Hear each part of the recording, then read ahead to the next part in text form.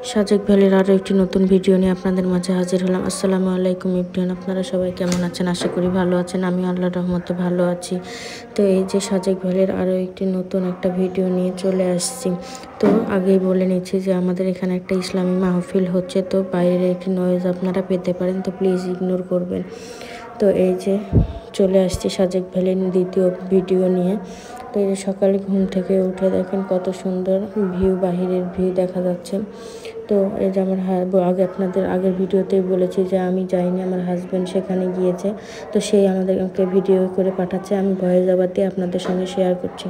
সকালে ফ্রেশ ট্রেশ হয়ে তারা বের হয়ে যায় ঘোরাঘুরির উদ্দেশ্যে। তো এই যে প্রথমে ঘুরতে যেয়ে তারা ব্যাম্বো টি খেয়ে নেয়। ব্যাম্বো টি খাওয়ার পরে তারা চলে যায় একটা পাহাড়ের উপরে। তো এখানে দেখেন সবাই মিলে কত কষ্ট করে উপরে উঠছে, কত চিকন চিকন সরু সরু রাস্তা। তারা কিন্তু উপরে উঠতে উঠতে অনেক ক্লান্ত হয়ে গেছে, হাঁপিয়ে গেছে। তো হাঁপিয়ে গেলেও কিন্তু এটার মধ্যে অনেক আনন্দ উল্লাস সব কিছুই আছে, তারা অনেক এনজয় করছে। তো এই যে তারা উপরে ওঠার পরে একটা ঝর্ণা দেখতে পায়।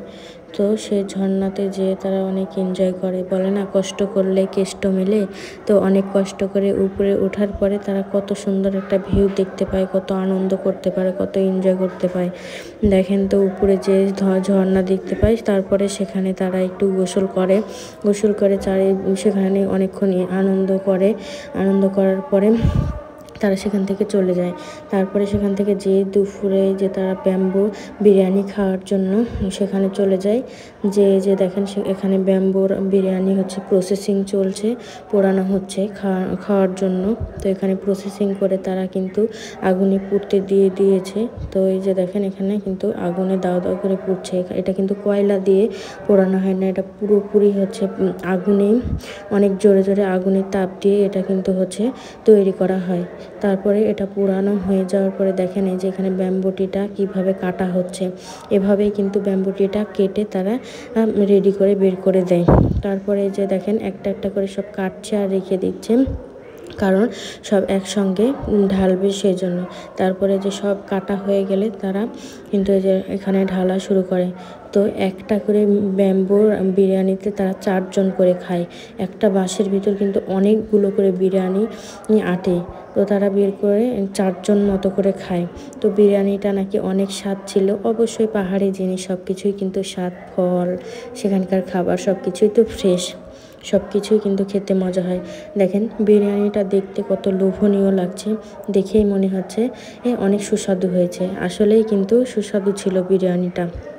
তো তারা এখানে খাওয়া দাওয়া করার পরে তারা একটা মার্কেটে চলে যায়। এই যে এখানে মার্কেটে যেয়ে তারা ঘোরাঘুরি করে, দেখে এখানে চুড়ি, কানের দুল, হাতের ব্যাস, কাঁকড়া, তারপরে ব্যাগ, গলার মালা, তারপরে যে অনেক ঐতিহাসিক পাহাড়িদের ঐতিহাসিক জিনিসপত্র, এই যে বেতের ঝুড়ি, বিছানা চাদর, তারপরে পাহাড়ি 3 পিস, এখানে সব কিছুই কিন্তু পাওয়া যায়। যদিও এখানে আমি যেতাম তাহলে কিন্তু অনেক কিছুই নিয়ে আসতাম, আর ও যেহেতু বাইকে গেছে এগুলো কিন্তু নিয়ে আসাও সম্ভব না, সেজন্য আমি আনতেও বলি নাই কিছু। তারপরে ওখানে ঘোরাঘুরি শেষ হয়ে গেলে তারা চলে যায় একটু ফল খাওয়ার জন্য। তো এখানে যে পাহাড়ি জাম্বুরা তারা নিয়ে এখানে মাখিয়ে নিয়ে কিন্তু খায়।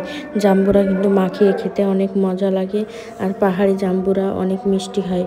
পাহাড়ি জাম্বুরা, পেঁপে, কলা, আনারস এগুলো কিন্তু অনেক মিষ্টি হয়। এই যে তারা কিন্তু পেঁপেও খায়। তো পেঁপেগুলো দেখেন এত মিষ্টি আর এতই পাকা, কাটতে কাটতে কিন্তু ফেটে যাচ্ছে।